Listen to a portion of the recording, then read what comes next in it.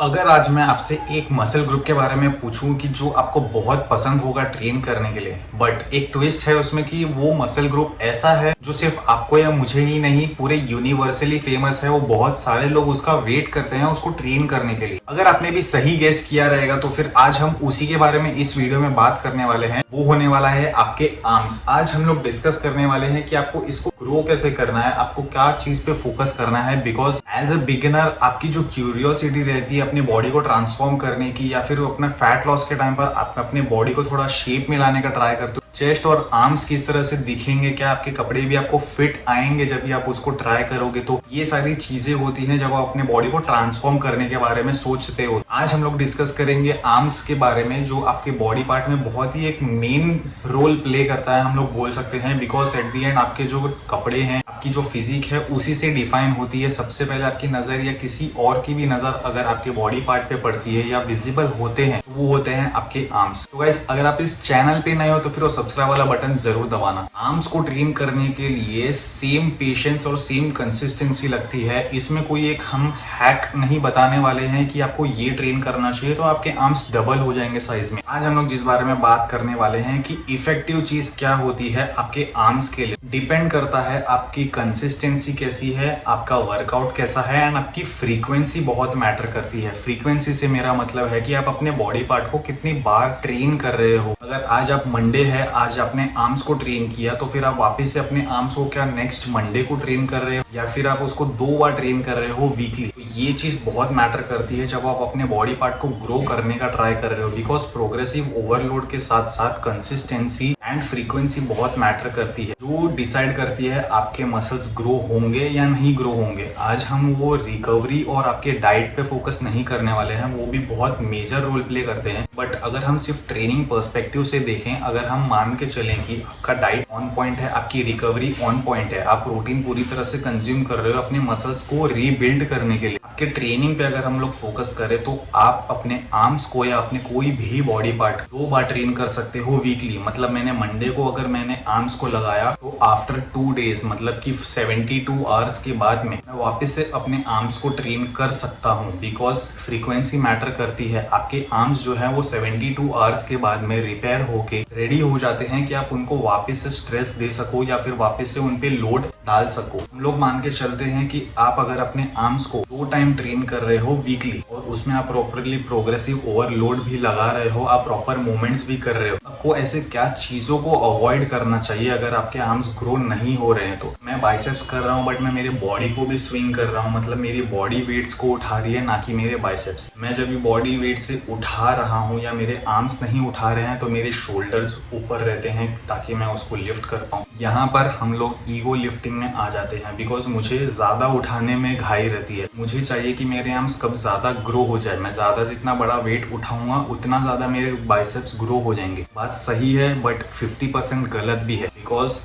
अगर full range of motion आप नहीं लगाओगे तो आपके आर्म्स के साथ साथ आपके दूसरे बॉडी पार्ट भी इन्वॉल्व होने लगेंगे, जिसमें आपके रिस्क की इंजरी बढ़ जाएगी। सेकेंड, आपका जो टेंशन है जो यहाँ पर होना चाहिए वो हट के दूसरे मसल ग्रुप में भी आ जाता है, जो कि अनवांटेड है, एंड उसी के साथ साथ वहां पर इंजरी के चांसेस भी काफी बढ़ जाते हैं। अगर आपके मसल्स 5 किलो के डंबल को होल्ड करने लायक हैं बट आप 10 के डंबल से ट्रेन कर रहे हो, आपको वहां पे 6 से 8 रेप्स मिलेंगे जो कि क्वालिटी रेप्स नहीं होंगे। Because quality over quantity. अब मैं कितने रेप्स कर रहा हूं, मैं 10 से 20 रेप भी कर लूं, बट अगर उसमें क्वालिटी नहीं होगी तो फिर मेरे muscles at the and grow नहीं करेंगे। तो आपको अपने वेट को थोड़ा सा कम करना है एंड उसको थोड़ा सा स्लोली परफॉर्म करना है, ताकि आपके मसल्स को पता चले कि हाँ मैं कौन से एक्सरसाइज को परफॉर्म कर रहा हूँ, वो वर्क कैसे करते हैं, कितना स्ट्रेस पड़ रहा है उन मसल्स पे, उस हिसाब से आपके मसल्स ग्रो होंगे। उस चीज पे फोकस करो। एंड सबसे मेन बात, बहुत सारे लोग बाइसेप्स पे फोकस करते हैं बिकॉज मुझे बाइसेप्स बड़े चाहिए, बाइसेप्स दिखकर आते हैं। बहुत सारे लोगों को ये नहीं पता है कि बाइसेप्स आपका सिर्फ इतना पार्ट है। 2/3 आपका जो हिस्सा होता है वो होता है ट्राइसेप्स का। पूरे आर्म्स को अगर हम लोग देखें तो उसमें से सिर्फ 1/3 पार्ट होता है आपके बाइसेप्स का, 2/3 पार्ट होता है पूरा ट्राइसेप्स का। तो अगर आप ट्राई कर रहे हो कि अपने आर्म्स को बड़ा दिखाने के लिए या ह्यूज बनाने के लिए अपने आर्म्स को, आपको ट्राइसेप्स पे फोकस करना चाहिए, जस्ट सो दैट कि आपके ट्राइसेप्स हैं वो बहुत ज्यादा मास होल्ड करते हैं एज कम्पेयर टू बाइसेप्स। तो अगर आप ट्राई कर रहे हो कि अपने आर्म्स के साइज को बड़ा करने के लिए या डबल करने के लिए या उसमें एक्स्ट्रा एडिशनल 2 या 3 इंच ऐड करने के लिए, तो आपको अपने ट्राइसेप्स पे फोकस करना चाहिए। सबसे मेन, अगर आप ट्राइसेप्स के लिए जो भी मूवमेंट्स लगा रहे हो तो उसमें कंपाउंड्स एंड आइसोलेशंस ऐड करना, उससे आपको एक अच्छा बेनिफिट मिलेगा, पंप मिलेगा एंड आपके आर्म्स अच्छी तरह से ग्रो कर पाएंगे। अगर आप भी मेरी तरह 2 या 3 मसल ग्रुप ट्रेन करते हो एक दिन में, मतलब अगर आप चेस्ट, शोल्डर, ट्राइसेप्स लगाते हो तो चेस्ट ट्रेनिंग के टाइम पे आपके ट्राइसेप्स पे भी बहुत फोकस होता है, बिकॉज आपके ट्राइसेप्स भी आपको हेल्प करते हैं पुश करने के लिए अपने वेट्स को। एट दी एंड जब भी आप ट्राइसेप्स करने जाते हो तो आपको 4, 5, 10, 15 सेट नहीं लगाने हैं, अलग अलग वेरिएशंस नहीं करने हैं। आपको थोड़े 2-3 वेरिएशंस या फिर 2-3 सेट प्रॉपरली चूज करने चाहिए, जिससे आप फोकस कर पाओ अपने ट्राइसेप्स के ऊपर, जिससे आपको एक अच्छा पंप मिल पाए। बिकॉज अपने बेंच प्रेस के टाइम पे या डंबल प्रेस के टाइम पे आपने अपने बाइसेप्स को ऑलरेडी स्ट्रेस दिया हुआ है जो आपको पता नहीं था। इसके लिए बैक करने के टाइम पे भी जब भी आप पुलअप्स करते हो, चिनअप्स करते हो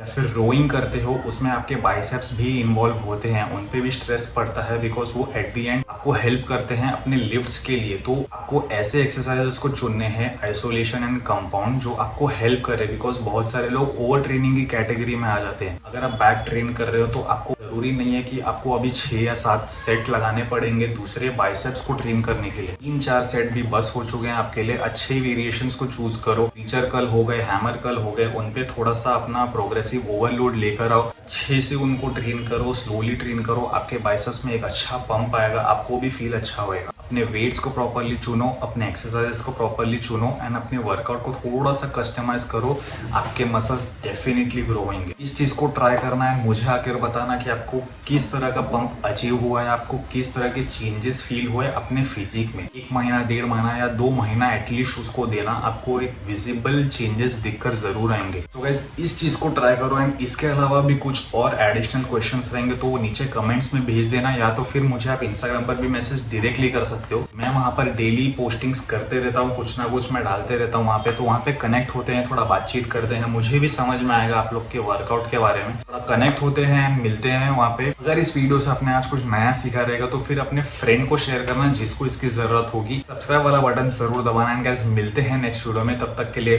ट्रेन हार्ड।